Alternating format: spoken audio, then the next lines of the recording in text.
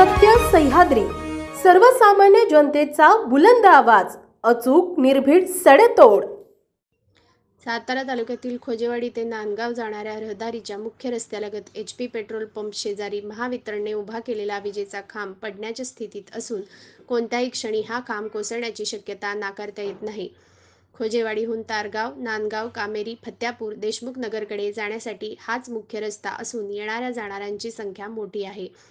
College, शाळेत जाणाऱ्या मुलांचाही हाच मार्ग असून सध्या शेतकऱ्यांना मशागत पेरणीसाठी याच रस्त्यालगत जावे लागत आहे।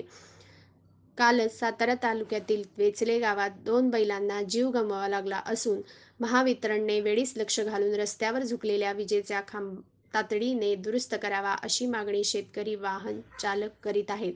प्रमोद पंचपौर, सत्य सह्याद्री न्यूज नेटवर्क, नागठाणे।